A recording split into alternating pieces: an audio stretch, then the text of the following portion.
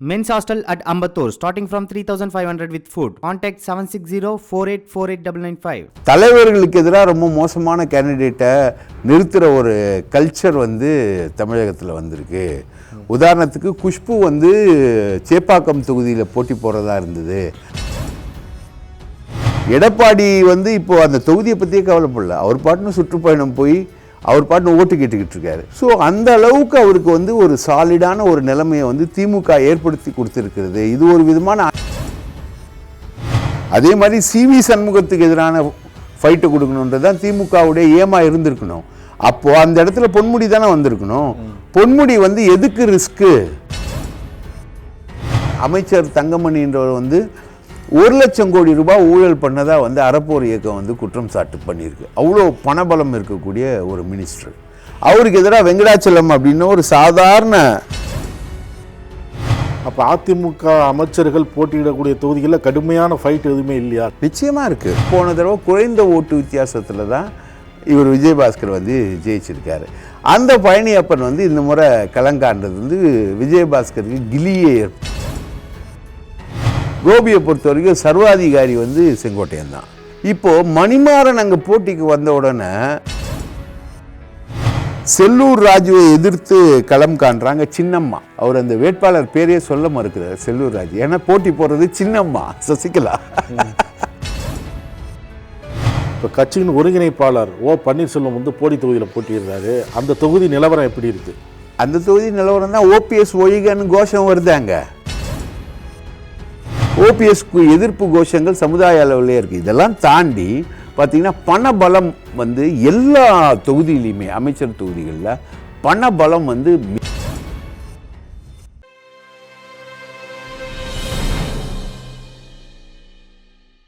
வணக்கம். அரசியல் சடுகுடு நிகழ்ச்சிக்கு மீண்டும் உங்களை வரவேற்கிறோம். 2021 சட்டமன்ற தேர்தலையொட்டி நக்கீரன் செய்தியாளர்கள் குழு கருத்து கணிப்புகளை எடுத்து தொடர்ந்து வெளியிட்டு வருகிறது.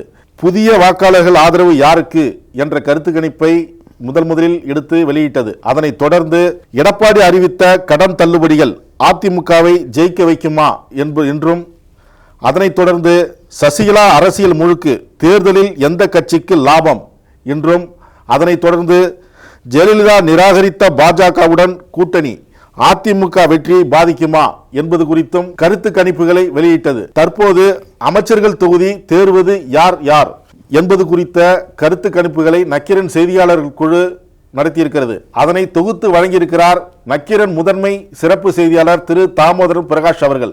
அவரை வரவேற்போம். வணக்கம் சார். வணக்கம் சார். அதான் 2021 சட்டமன்ற தேர்தலை ஒட்டி தொடர்ந்து கருத்து கணிப்புகளை நடத்திட்டு வரோம். அது வந்து ரொம்ப விவரமாக சொல்லிட்டு வரீங்க. தற்போது அமைச்சர்கள் தொகுதியில் நிலைமை எப்படி இருக்குது அப்படிங்கிறத கருத்து கணிப்பு எடுத்திருக்கீங்க. இது கருத்து கணிப்புங்கிறது ஒரு மினி தேர்தல் மாதிரி தான். அங்கே நடந்தவைகள் பற்றி கொஞ்சம் விவரமாக சொல்லுங்கள். நக்கீரன் வந்து தொடர்ந்து கருத்து கணிப்புகளை வந்து வெளியிட்டு வந்துக்கிட்டே இருக்குது.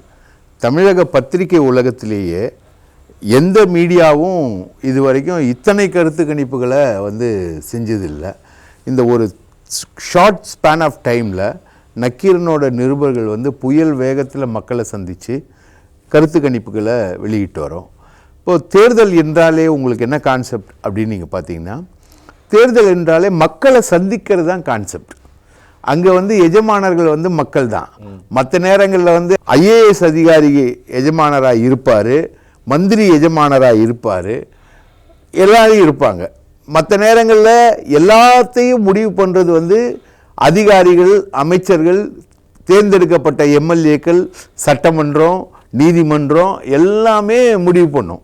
ஆனால் தேர்தல்ன்ற ஒரே ஒரு கான்செப்டில் தான் மக்கள் முடிவு பண்ணுறாங்க. மக்களின் தீர்ப்பே இறுதியானது, மக்களின் தீர்ப்பே மகேசன் தீர்ப்பு அப்படின்னார் அண்ணா. அந்த மாதிரி மக்களை நோக்கி போகக்கூடிய எல்லா விதமான விஷயங்களையும் அரசியல்வாதிகள் செய்யக்கூடிய நேரம் வந்து தான் தேர்தல். அப்போ நக்கீரன் வந்து முதல்ல இளம் வாக்காளர்கள் அவங்க எப்படி, அவங்களோட மனநிலை எப்படி இருந்தது அப்படின்னு ஒரு கருத்து கணிப்பு நடத்தணும். அதுக்கப்புறம் இவங்க பண்ணியிருக்கக்கூடிய இந்த இலவச அறிவிப்புகள், கடன் தொகை ரத்து, இது போன்ற பல இலவச அறிவிப்புகளை வந்து எடப்பாடி கடைசி நேரத்தில் பயங்கரமாக பண்ணார். அதோட விளைவு என்ன இருக்குன்றதை வந்து நம்ம ஆராய்ஞ்சோம். சசிகலா வந்து அரசியல் துறவரம் பூணுகிறான்னு முதல்ல எழுதின பத்திரிகை நக்கீரன் தான். அந்த அரசியல் துறவரத்தோட அரசியல் விளைவு என்ன அப்படின்றத ஆராய்ஞ்சு அதையும் ஒரு கருத்து கணிப்பாக நம்ம கொண்டு வந்தோம். தொடர்ந்து பாஜக என்கிற கட்சியோட முதல் முறையாக அதிமுக சட்டமன்ற தேர்தலை வந்து எதிர்கொள்ளுது. அப்போது அதுக்கு மக்களோட ரெஸ்பான்ஸ் என்ன அப்படின்றத வந்து கணிக்கிறதுக்காக ஒரு கருத்து கணிப்பு நடத்தணும். அதுக்கப்புறம் பார்த்திங்கன்னா இப்போது அமைச்சர்கள் 25 அமைச்சர்கள் இவங்க வந்து எப்படி இருக்காங்க, இவங்களோட பலம் என்ன பலவீனம் என்ன அப்படின்னு ஒரு கருத்து கணிப்பு இப்போ நடத்தியிருக்கோம். நீங்கள் பொதுவாக பார்த்தீங்கன்னா அமைச்சர்கள் அப்படின்னு பார்க்கும்போது அவர்களுடைய தொகுதி வந்து விவிஐபி தொகுதி தான். தங்களுடைய அரசியல் வாழ்வை வந்து தீர்மானிக்கிறது வந்து தொகுதி தான். ரைட்டுங்களா? இப்போது ஒவ்வொரு அமைச்சரும் அவர் தொகுதிக்கு வந்து பல வேலைகளை செஞ்சுருப்பாங்க. அவங்க வந்து பெரும்பான்மையான நேரங்கள் வந்து சென்னையில் அமைச்சரவை பணிகள் முடித்தது போக அவங்க தொகுதியில் தான் இருப்பாங்க. தொகுதி மக்களோட அவங்களுக்கு நல்ல உறவுகள்லாம் இருக்கும். உதாரணத்துக்கு நீங்கள் பாண்டிச்சேரியில் பார்த்தீங்கன்னா எம்எல்ஏக்கள் சீட்டு பறிப்போயிடுச்சுன்னு சொல்லிட்டு அழக்கூடிய வேட்பாளர்கள் எல்லாம் பாண்டிச்சேரி தேர்தலில் இப்போ இந்த கூட்டணி மாற்றத்தால் எம்எல்ஏக்கள் சீட்டு பறிப்போயிடுச்சுன்னு அழக்கூடிய ஆட்கள்லாம் நம்ம வந்து பார்க்குறோம். அந்த மாதிரி தொகுதிக்கும் அந்த வேட்பாளருக்கும் ஆன உறவு என்பது அவர் அமைச்சர் என்று வந்த பிறகு அவரிடம் நிறைய எதிர்பார்ப்பாங்க மக்கள். அவர் நல்லது செய்வார், அதை செய்வார், இதை செய்வாருன்னு எதிர்பார்ப்பும் மக்களுக்கு அதிகமாக இருக்கும். இவங்களும் அதிகாரத்தில் இவங்க இருக்கிறதுனால இவங்களும் நல்லது செய்யணும் அப்படின்னு சொல்லிட்டு செய்வாங்க. அடுத்தது வந்து தேர்தலை வந்து நம்ம ஜெயிக்கணும் அப்படின்ற ஒரு நோக்கம் என்பது பலருக்கு இருக்கும். இப்போ எடப்பாடி பழனிசாமியை பொறுத்த வரைக்கும் தொடர்ந்து எடப்பாடியில் தான் போட்டிட்டு வர்றார். அவர் சாதாரண மந்திரியாக இருந்து முதலமைச்சர் ஆனது வரைக்கும் அவரோட தொகுதி வந்து எடப்பாடி தான். எடப்பாடி தொகுதி இருக்கக்கூடிய சேலம் புறநகர் மாவட்டத்துக்கு செயலாளராக இன்றைக்கி வரைக்கும் இருந்துக்கிட்டு இருக்காரு. ஸோ அவருடைய தொகுதி கான்சன்ட்ரேஷன் என்பது அங்கே தான் இருக்குது. அதே மாதிரி செங்கோட்டையன் வந்து ஒரு 9வது முறைன்னு நினைக்கிறேன் அவர் வந்து கோபி சட்டமன்ற தொகுதியில் தான் அவர் வந்து போட்டியிடுறாரு. இந்த மாதிரி பல அமைச்சர்கள் அந்த தொகுதிகளுக்குள்ளே தான் நிற்கிறாங்க. இப்போ அந்த தொகுதிகளில் அமைச்சர்கள் என்ன செஞ்சுருக்காங்க, அதை பற்றி மக்கள் என்ன நினைக்கிறாங்க அப்படின்றத நம்ம ஆராய்ஞ்சாலே கிட்டத்தட்ட தமிழக தேர்தலுடைய ஒரு ட்ரெண்டு தெரிஞ்சிடும் நமக்கு. அந்த வகையில் தான் நக்கீரன் இந்த முயற்சியில் ஈடுபட்டு அமைச்சர்களுடைய தொகுதிகளை வந்து நம்ம இப்போது ஆராய்ஞ்சு இந்த கருத்து கணிப்பு எடுக்கிறோம். எடப்பாடி பழனிசாமி தொடர்ந்து எடப்பாடி தொகுதியிலே போட்டிட்டு வராரு. தொகுதியை தக்க வைக்கணும்னு பல நலத்திட்டங்கள் செஞ்சிருக்கிறாரு. கூட்டணியிலிருந்து வெளியில் வந்து தேமுதிக எடப்பாடியை டெபாசிட் இழக்க வைப்போம் அப்படின்னு சொல்கிறாங்க. திமுகவும் ஒரு வேட்பாளர் நிறுத்திருக்கு, சம்பத் அப்படிங்கிற ஒரு வேட்பாளர் நிறுத்திருக்கிறாங்க. இது களம் எப்படி இருக்குது? ஏன் இந்த கேள்வி கேட்குறோம் அப்படின்னா, சுகவனம் என்கிறவர் ஜெயலலிதாவே தோற்கடித்தார். ஜெயலலிதாவா அவங்களெல்லாம் தோற்கடிக்க முடியாது அப்படின்னு பிரம்மாண்டமாக பார்த்த நிகழ்வுலாம் இருந்திருக்கு. அப்படி ஏற்பட்டவங்களே ஒரு சாதாரண வேட்பாளர் நிற்க வச்சு ஜெயிக்க வச்சது திமுக. இப்போ நிலைமை எப்படி இருக்குது? அதாவது எடப்பாடி தொகுதியில் வந்து திமுக வந்து சம்பத்குமார் அப்படின்னு ஒரு இளைஞரை நிற்க வச்சுருக்கு. அதே நீங்கள் சொன்ன மாதிரி சுகவனம் வந்து ஜெயலலிதாவை தோற்கடிக்கும் போது யானை காதில் புகுந்த எறும்பு அப்படின்னு அவர் வர்ணிக்கப்பட்டார். அப்படின்னா அதுக்கு முன்னாடி வந்து சுகவனத்தை யாருக்கும் தெரியாது. அப்போ தான் வந்து வேட்பாளராக நிறுத்தியிருக்காங்க. அவர் வந்து ஜெயலலிதாவை வந்து தோற்கடிக்கிறார். அப்போது ஜெயலலிதாவுக்கு எதிரான அலை என்பது மிக பிரம்மாண்டமாக எழுந்த டைம் அது 96. அந்த நேரத்தில் அவர் வந்து தோற்கடிக்கிறார். அது மாதிரி இப்போ சம்பத்குமார் வந்து எடப்பாடியை தோற்கடிப்பாரா அப்படின்னு நம்ம ஜனங்கக்கிட்ட கேட்டப்போ எடப்பாடி அளவுக்கு பலம் வாய்ந்தவராக சம்பத்குமார் இருக்காரா அப்படின்னு நம்ம மக்கள்கிட்ட கேட்குறோம். அப்போ இல்லைன்னு சொல்கிறாங்க. சம்பத்குமார் வந்து எடப்பாடியை தோற்கடிக்க மாட்டார், எடப்பாடி தான் எடப்பாடி தொகுதியில் வெற்றி பெறுவார் அப்படின்னு சொல்கிறாங்க. அதில் இன்னொரு கருத்தையும் சொல்கிறாங்க. எடப்பாடிக்கு எதிராக இவ்வளோ வீக்கான ஒரு கேண்டிடேட்டை வந்து திமுக நிறுத்தினது வந்து தலைவர்களுக்கு எதிராக ரொம்ப மோசமான கேண்டிடேட்டை நிறுத்துகிற ஒரு கல்ச்சர் வந்து தமிழகத்தில் வந்திருக்கு. உதாரணத்துக்கு குஷ்பு வந்து சேப்பாக்கம் தொகுதியில் போட்டி போகிறதா இருந்தது. அவங்க வந்து 1000 விளக்கு தொகுதிக்கு போகிறாங்க. அங்கே கசாலி அப்படின்னு சொல்லிட்டு ஒரு பாமக கேண்டிடேட்டை போட்ட உடனே உதயநிதி ஸ்டாலின் வந்து அங்கே போட்டி போடுறாரு. அது மாதிரி எடப்பாடி தொகுதியில் வந்து ரொம்ப பலவீனமான ஒரு கேண்டிடேட்டை வந்து போட்டிருக்காங்க. அதுக்கு திமுக தரப்பில் சொல்கிற விளக்கம் என்னென்னா, செல்வ கணபதியை வந்து நிற்க வைக்கிறதா இருந்தது அங்கே. செல்வ கணபதிக்கு வந்து ஏற்கனவே சுடுகாட்டு கொட்டகை ஊழல் வழக்கு வந்து அவருக்கு பிரச்சனையாக இருக்குது. அதனால் அவரை நிற்க வைக்காமல் சம்பத்குமார்ன்றவர் செல்வ கணபதியுடைய சாய்ஸாக தான் நிற்க வைக்கிறான். சம்பத்குமார் வந்து நல்ல வேட்பாளர், அவருக்கு பின்னாடி வந்து இயங்கிறது வந்து செல்வ கணபதி. உண்மையிலே அங்கே வேட்பாளர் என்பவர் செல்வ கணபதி தான், சம்பத்குமார் கிடையாது. சம்பத்குமார் தான் முகம். செல்வ கணபதி பல தேர்தல்களை பார்த்தவர், பல தேர்தல்களில் அதிமுகவே வெற்றி பெற வச்சவர். அதனால் இந்த முறை வந்து அவர் எடப்பாடியை தோற்கடிப்பதற்கான அனைத்து வியூகங்களையும் செய்வார் அப்படின்னு திமுக தரப்பில் சொல்கிறாங்க. ஆனால் கள நிலவரத்தை பார்த்தானா அப்படி ஒன்றும் இல்லை. சம்பத்குமாரா எடப்பாடியானா ஈஸி சாய்ஸ் வந்து எடப்பாடி. ஏன்னா எடப்பாடி வந்து அந்த தொகுதியில் சாலைகள், விளக்கு, அது இதுன்னு சொல்லிட்டு 90% வேலைகளை முடிச்சார். அப்போது ஒரு பிரம்மாண்டமான ஒரு வெற்றி வேட்பாளராக எடப்பாடி நிற்கிறார். அப்போது எடப்பாடி வந்து இப்போது அந்த தொகுதியை பற்றியே கவலைப்படல. அவர் பாட்டுன்னு சுற்றுப்பயணம் போய் அவர் பாட்டுன்னு ஓட்டு கேட்டுக்கிட்டு இருக்காரு.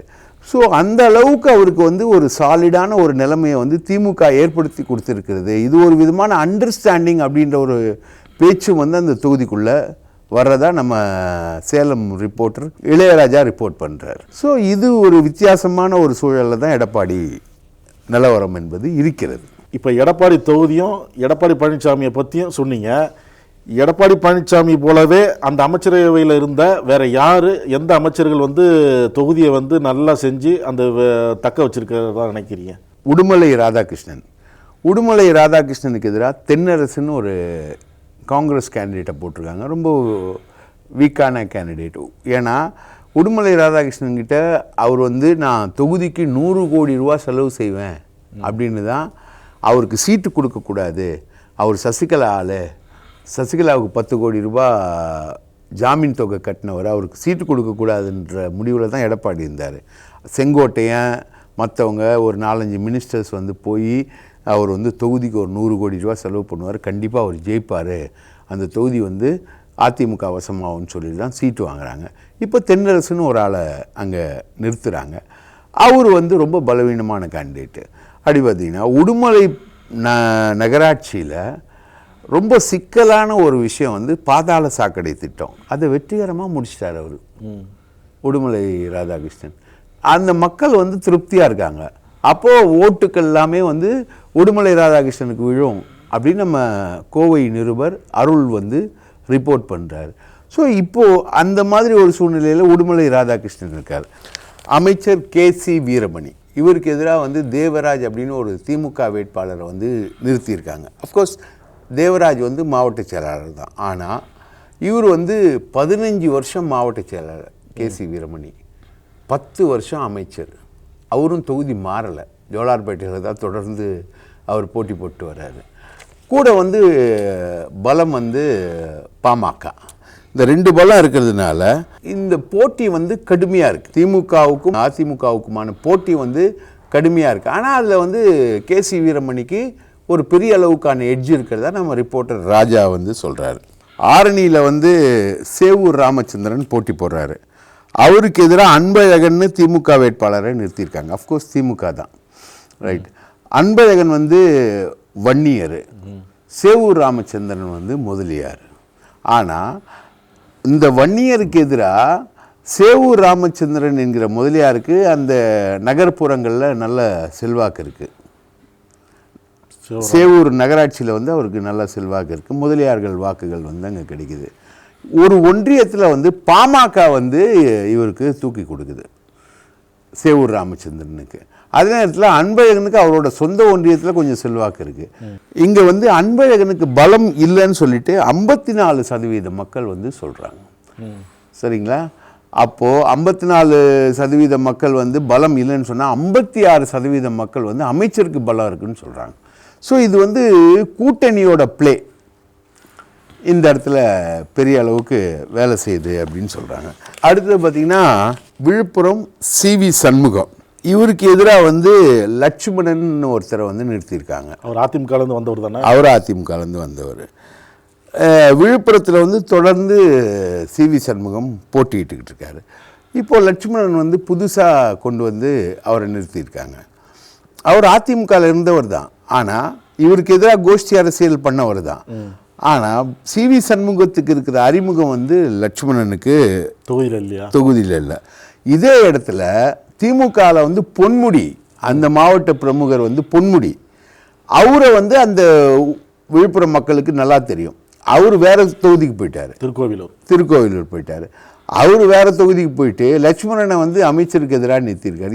இதுவும் ஏதோ ஒரு விதமான திமுக அதிமுக அண்டர்ஸ்டாண்டிங் மாதிரி தான்.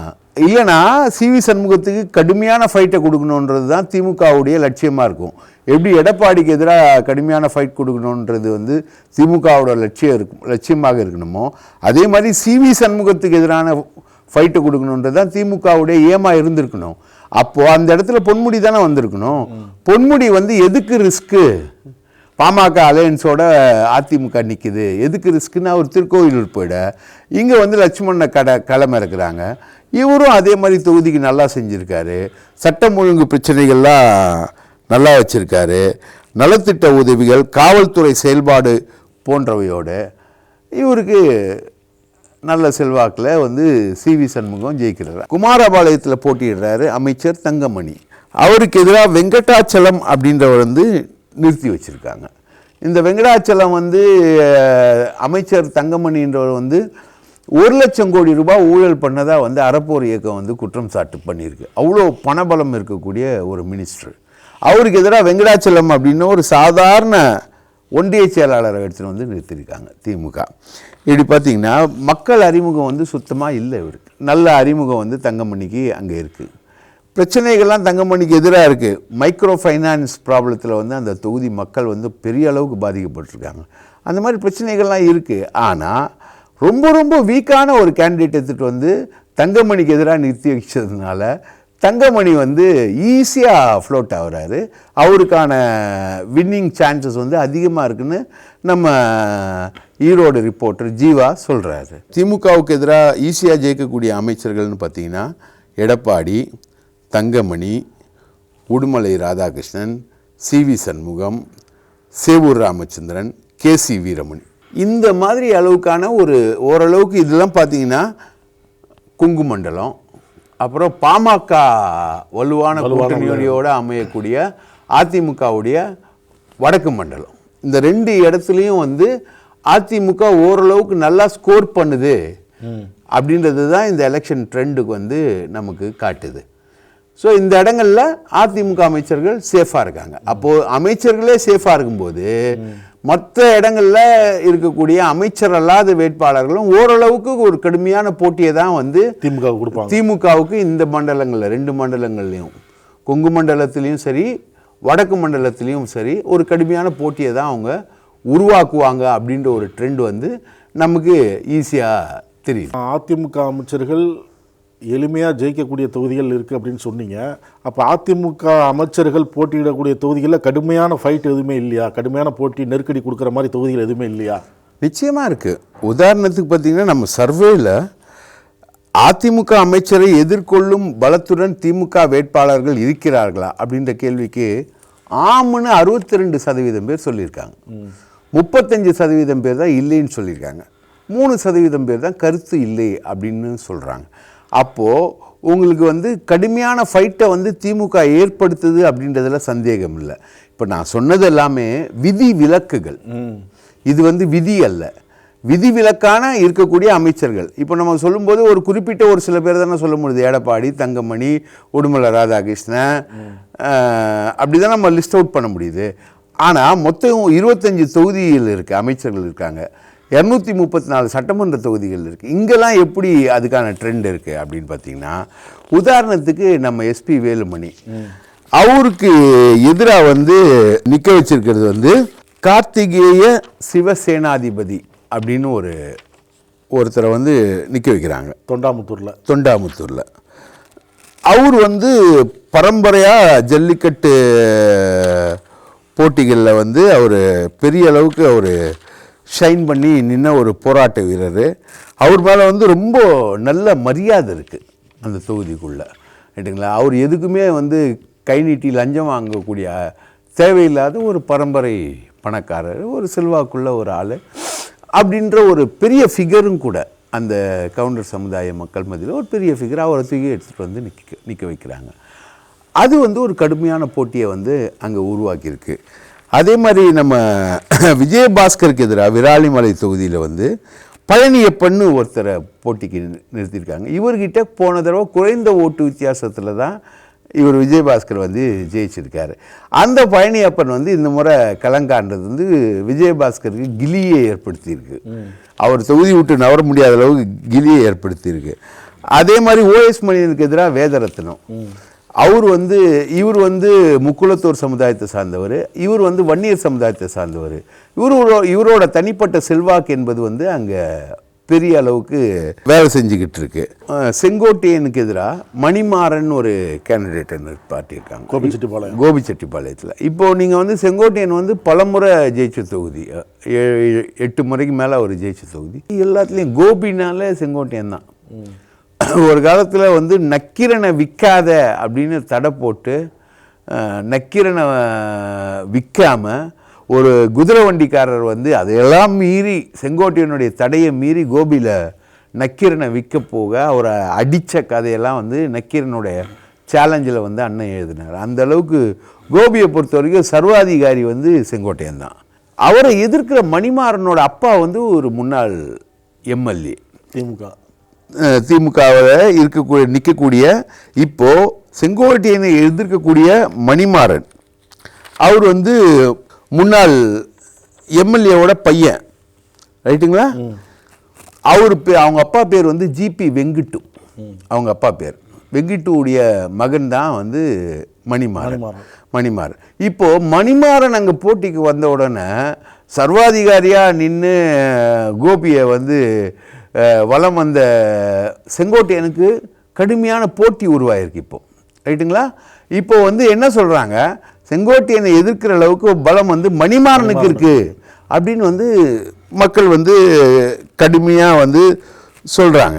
அதே மாதிரி இப்போது வெல்லமண்டி நடராஜன் வச்சுக்கோங்க, அவரை எதிர்க்க இனிகோ இருதயராஜ் ரொம்ப நல்லா இருக்கார். வெல்லமண்டி நடராஜனுக்கு எதிராக வந்து ஒரு பெரிய, அவரும் ஒரு அறிமுக வேட்பாளர் மாதிரி தான் இனிகோ இருதயராஜ். ஆனால் வெல்லமண்டி நடராஜனுக்கு கடுமையான ஃபைட் கொடுக்குறாரு. எம்சி சம்பத்துக்கு எதிராக ஐயப்பன் கடுமையான ஃபைட் கொடுக்குறாரு. சென்னை தொகுதிகளில் பார்த்திங்கன்னா பெஞ்சமின், மாஃபா பாண்டியராஜன், இவங்க 2 பேரும் சீன்லேயே இல்லை.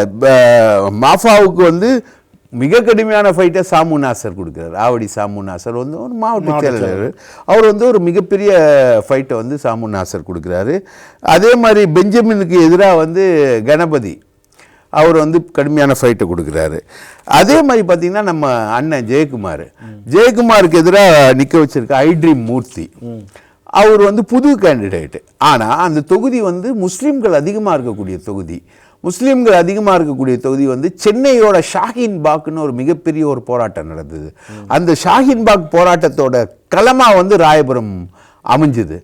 அந்த அளவுக்கான ஒரு தொகுதி. ஆகவே இவர் வந்து ஒரு 2-3 இடங்களில் வந்து இவங்களுக்கு ஃபீஸ் கட்டினேன், இந்த குடும்பத்துக்கு ஃபீஸ் கட்டினேன், இவங்களுக்கு நல்லது செஞ்சேன் அப்படின்னு சொல்லி தொகுதி முழுக்க ஒரு மாதிரி ஒரு 5 தெருவில் ஒருத்தருக்கு செஞ்சேன்னா அவரை வச்சு ஒரு 5 தெருவுக்கு வந்து ப்ரொபகேஷன் பண்ணுவார் ஜெயக்குமார். விளம்பர பிரியர், டெக்னிக்கலாக அதை பண்ணுவார். அதை தாண்டி அங்கே இருக்கக்கூடிய மைனாரிட்டிகளுடைய வாக்குகள் வந்து ஜெயக்குமாரை வந்து கிளிகொள்ள வச்சிருக்கு.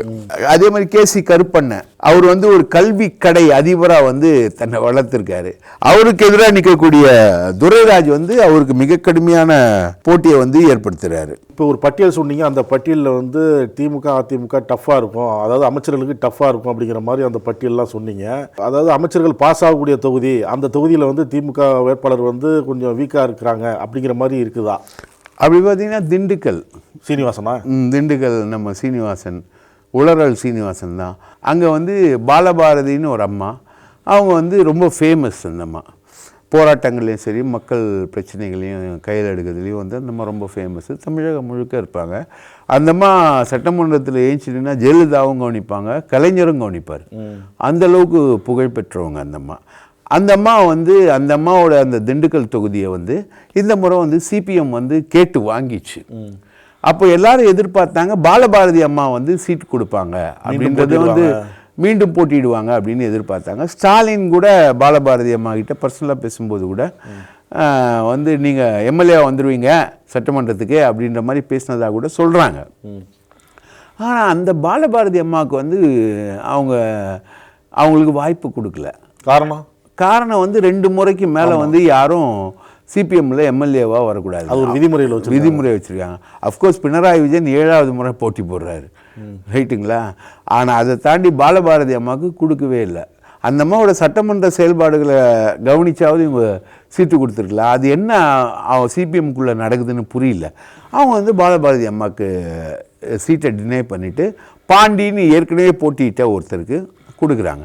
இப்போது பாண்டின்னொன்னே போட்டி வந்து எளிமையாயிடுது அதிமுகவுக்கு. திண்டுக்கல் சீனிவாசன் தெம்பாக இருக்கார். இந்த மாதிரி ஒரு சில தொகுதிகளும் அமைச்சர்கள் தொகுதிகளில் இருக்குது. இந்த தேர்தலில் 5 முனை போட்டி அப்படின்னு சொல்கிறாங்க. 3வது அணி 4வது அணி இந்த மாதிரிலாம் வந்திருக்கு. அதிமுகவிலேருந்து அமமுக பிரிஞ்சு இருக்குது. இப்படி பிரியும் போது அமைச்சர்களுக்கு ஏதாவது வெற்றி வாய்ப்பு இழக்கக்கூடிய தொகுதி ஏதாவது இருக்கா? கோவில்பட்டி கடம்பூர் ராஜு போட்டி போடுறாரு. டிடிவி தினகரன் அங்கே வந்து டிடிவி தினகரன் இருக்காரு. அங்கே வந்து அந்த தொகுதியை வந்து மறுசீரமைப்பு பண்ணும்போது முக்குளத்தோர் அதிகமாக வரக்கூடிய தொகுதியாக அது மாறிடுச்சு. போட்டி போடுற அமைச்சர் கடம்பூர் ராஜுவும் சரி, சிபிஎம்முக்கு அவருக்கு எதிராக போட்டி போடுற சீனிவாசனும் சரி ஒரு குறிப்பிட்ட சமூகத்தை சார்ந்தவங்க. ஆனால் முக்குளத்தோர் சமூகத்தை சார்ந்த டிடிவி அங்கே போய் ஒரு பெரிய கலைபுரம் வந்து அங்கே நடக்குது. அங்கே வந்து ஒரு மும்முனை போட்டியாக அந்த களம் உருவாகி இங்கே இப்போ டிடிவி ஆட்கள் வந்து நாங்கள் கண்டிப்பாக ஜெயிப்போம் அப்படின்னு சொல்கிறாங்க. திமுகவுடைய கீதா ஜீவன் ஒரு அம்மா இருக்காங்க. அந்த அம்மா கூடயும் டிடிவிக்கு ஒரு அண்டர்ஸ்டாண்டிங் இருக்குது அப்படின்ற மாதிரி ஒரு தகவலும் சொல்கிறாங்க. இந்த மாதிரி தகவல்கள்லாம் வெளியில் வந்துக்கிட்டு இருக்கு. அப்போது அந்த தொகுதியுடைய நிலவரத்தில் டிடிவி வந்து ஒரு பெரிய இம்பேக்ட் ஏற்படுத்துகிறார். அது மட்டும் இல்லை, மதுரையில் வந்து செல்லூர் ராஜுவை எதிர்த்து களம் காண்றாங்க சின்னம்மா. அவர் அந்த வேட்பாளர் பேரையே சொல்ல மறுக்கிறார், செல்லூர் ராஜு. ஏன்னா போட்டி போடுறது சின்னம்மா சசிகலா, அவங்க பேர் சின்னம்மா. அங்கே வந்து நீங்கள் பார்த்தீங்கன்னா நிறைய ப்ராப்ளம் இருக்குது. அதே மாதிரி இந்த 3வது அணி வேட்பாளர்களால் ஒரு பெரிய பிரச்சனை இருக்குது. இந்த சின்னம்மாவுக்கு பெரிய பலம் இல்லை. அதை தாண்டி அமமுகவில் ராஜலிங்கம்னு ஒருத்தர் போட்டி போடுறார். அவர் வந்து ஓட்டை பிரிக்கிறார், அமைச்சரோட ஓட்டை பிரிக்கிறார். அதனால செல்லூர் ராஜுக்கு தோல்வி முகம் தெரிகிறது, ரைட்டுங்களா?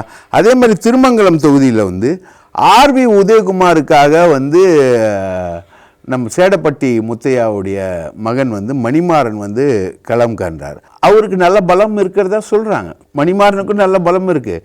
அதே நேரத்தில் அமமுகவில் ஆதி நாராயணன் அப்படின்னு ஒருத்தர் போட்டி போடுறார். அவர் வந்து ஓட்டை பிரித்து அவர் பாட்டு கொண்டு போயிட்டுருக்காரு. இந்த மாதிரி ஒரு சூழ்நிலைமைகளும் இங்கே இருக்குது. இது தவிர ராஜலட்சுமிக்கு எதிராக போட்டியிடுற ராஜாவுக்கு நல்ல பலம் இருக்குது.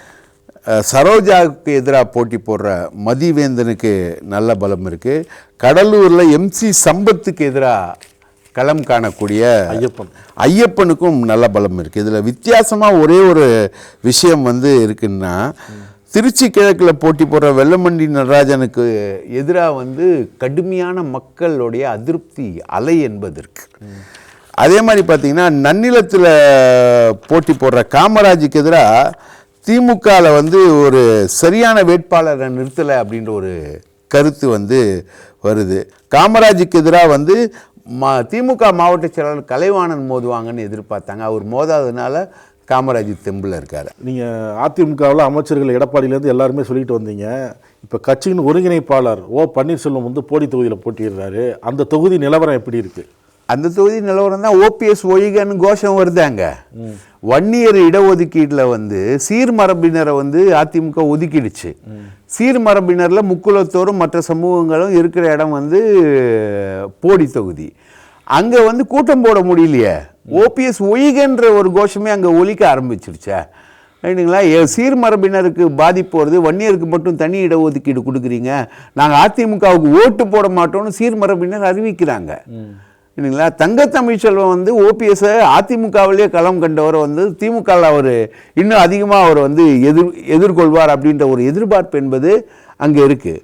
ஓபிஎஸ்க்கு எதிர்ப்பு கோஷங்கள் சமுதாய அளவிலே இருக்குது. இதெல்லாம் தாண்டி பார்த்திங்கன்னா பணபலம் வந்து எல்லா தொகுதியிலையுமே அமைச்சர் தொகுதிகளில் பணபலம் வந்து மிக அதிகமாக இருக்குது. இவங்க வந்து இப்போ செல்லூர் ராஜு, ஆர்பி உதயகுமார் தொகுதியிலெல்லாம் வந்து தபால் ஓட்டுகளையே முன்னாடியே பர்ச்சேஸ் பண்ணக்கூடிய ஒரு சூழல் என்பது நிலவில் வந்துகிட்டு இருக்கு.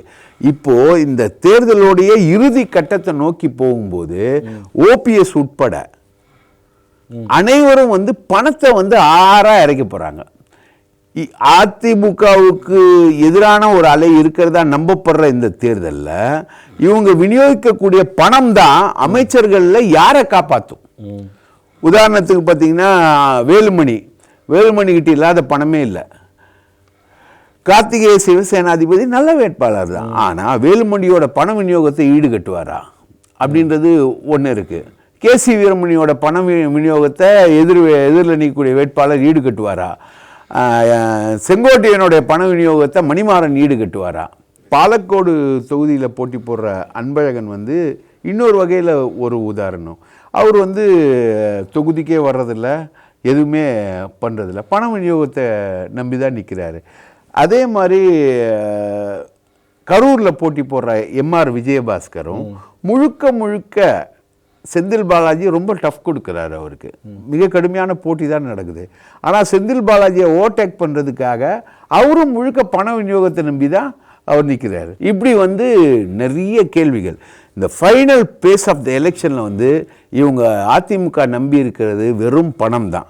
அதிமுகவில் கொங்கு மண்டலத்திலையும் வடக்கு மண்டலத்திலையும் ஓரளவுக்கான எட்ஜ் வந்து தேரக்கூடிய வேட்பாளர்களும் இருக்கிறாங்க. ஆனால் எல்லா இடத்தையுமே வந்து பணம் வந்து நீக்கமர ஆக்கிரமிச்சிருக்கு. இந்த பண விநியோகத்தை நம்பி தான் அதிமுக நிற்குது அப்படின்றது தான் நம்ம அமைச்சர் தொகுதிகளை பார்க்கும்போது தெரியக்கூடிய விஷயம். 2021 சட்டமன்ற தேர்தலையொட்டி நக்கீரன் தொடர்ந்து கருத்து கணிப்புகளை வெளியிட்டு வருகிறது. இன்றைய நிகழ்ச்சியில் வந்து அமைச்சர்கள் தொகுதி நிலவரம் எப்படி இருக்குது அப்படிங்கிறத பற்றி விரிவாக எடுத்து சொன்னீங்க. அதே நேரத்தில் வீக்கான தொகுதியும் இருக்குது, அதில் வந்து அமைச்சர்கள் பணபலத்தை காமிப்பாங்க அப்படிங்கிறது சொல்லியிருக்கீங்க. பணபலம் வாக்குகளை மாற்றுமா என்பதை பொறுத்திருந்து பார்ப்போம். மீண்டும் ஒரு நிகழ்ச்சியில் சந்திப்போம். நன்றி, வணக்கம். வாய்ப்பளித்ததற்கு மிக்க நன்றி, வணக்கம். நக்கீரன் டிவிக்கு சப்ஸ்கிரைப் செய்யுங்கள். உங்கள் ஆதரவே எங்கள் பலம். ஆசிரியர்களுக்கு நண்பனாகவும் மாணவர்களுக்கு ஆசானாகவும் திகழும் தேர்வு வழிகாட்டி. ஒவ்வொரு பாடத்திற்கும் அனுபவமிக்க ஆசிரியர்களின் துல்லியமான தெளிவான விடைகள். CNC இருக்கு, தேர்வு பயம் எதற்கு? இது தீரன் பப்ளிஷிங் ஹவுஸ் விற்பனை வெளியீடு.